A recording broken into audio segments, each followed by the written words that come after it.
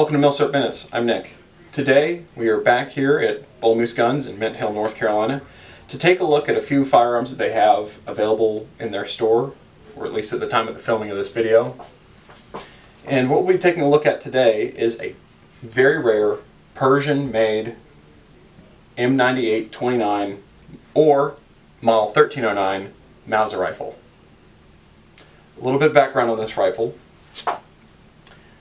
Starting in the 1930s, around 1932 if I'm not mistaken, Persia made an order of rifles like this and short rifles similar to the VZ-24 to the Czechoslovakian plant in Brno, rifle factory in Brno. This was based off of another Czech rifle that was, I believe, the 98-22, and is very similar with the exception of the front sight, but for the most part it's all the same, and we'll see the details when I bring you in closer.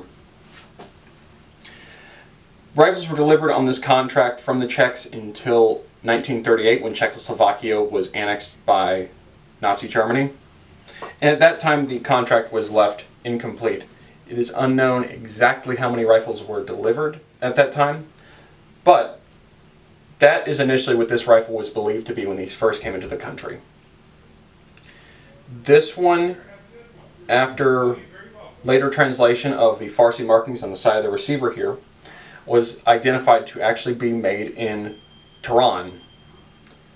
At the time this was discovered, it was believed that only the model 1949 carbine or short rifle was made at the Tehran factory. And this just proved to us that there was one other rifle that was made domestically in Persia and later Iran. It is unknown exactly how many of these were made in Iran or for what time period, but these rifles did serve in the Persian military and have made their way throughout the Middle East now to this day.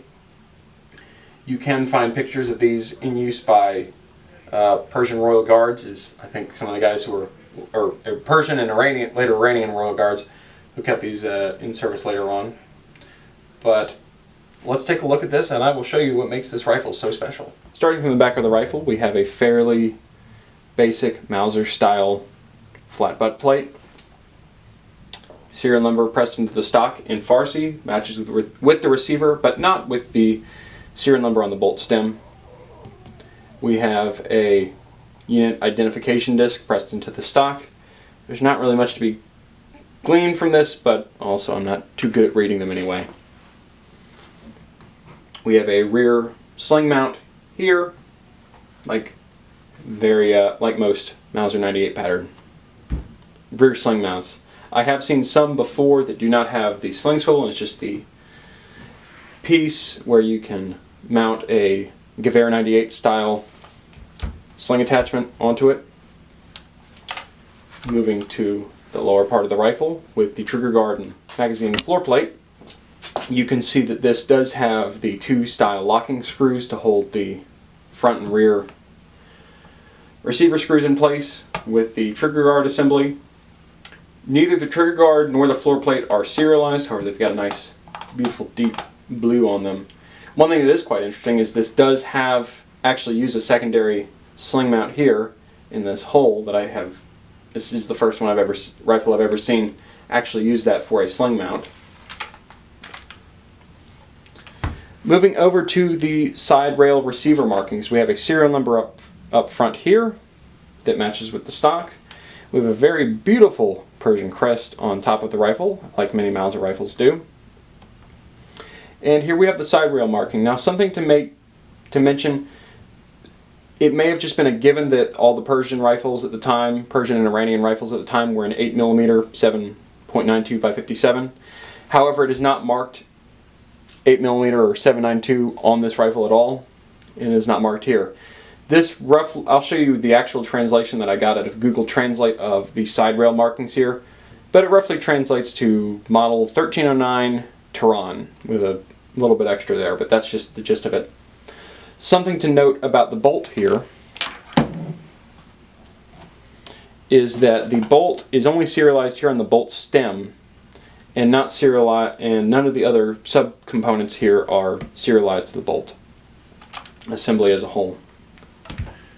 You have your rear sight, which I'll translate it later and verify it, but I'm assuming this is 300 meters out to 2,000 meters, or whatever the standard adjustment range for a 98 pattern long rifle and 8mm would be. Something else I saw that was quite interesting, and I've never seen on another Mauser rifle, is the front band attachment method.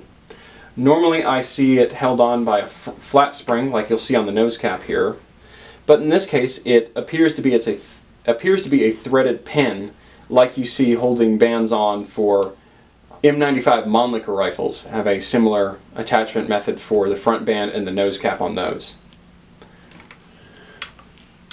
Moving forward though, you see something a little bit more familiar to a Mauser rifle, and that is the H-style nose cap. But what's interesting about this one that I've not seen on many others is the stacking swivel here that does have a limited length of travel up to 90 degrees here. I haven't seen that on any of the other Czech rifles. This might be only a domestic Persian feature. It has the two-part cleaning rod like you see on many Mauser rifles. This one's non-serialized, so if it got mixed up while some Persian soldiers were cleaning their rifles back in the 40s, there's no way of knowing they're mismatched now. Another thing that jumps out as being quite interesting is the front sight here that has these big protector wings that look very K-31 to me. And I thought that was quite interesting, or very Swiss. I know that early deliveries of these rifles from Czechoslovakia had an unprotected front inverted V front sight, and later ones would have the front sight protector like this, but I thought that was quite interesting. Now I'm going to bring out the bayonet for this rifle and show you that in a little bit closer detail. So taking a look at the bayonet for the rifle here, I'll show you closer up here, but you have, it's numbered here at the pommel in Farsi with a Persian acceptance mark. Bayonet completely in the white. There's a little bit of rust here at the back of the pommel. The wood rip scales are in pretty fantastic condition. Has a blued scabbard in pretty good shape. A little bit of wear on it. What jumped out at me immediately though looking at this bayonet was it looks like a VZ24 bayonet, except the edge of the blade is facing away from the muzzle ring as opposed to facing towards the muzzle ring. But aside from that, it looks very Czech to me. Fairly good length that it adds, and just fits on the rifle just like a Mauser bayonet ought to. Show you here.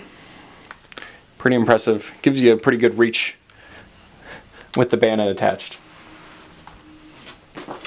But that's a brief overlook of the Persian-made model 98-29 Mauser rifle. And I'd like to again thank Bull Moose Guns for inviting me to come take a look at this. I can't link to their website directly, but I can tell you to go and check out their website or visit them during their hours here in Mint Hill, North Carolina. Come take a look around. You might just find something like this sitting on the shelf. Thanks for watching. Be sure to like, subscribe, and I'll see you in the next video.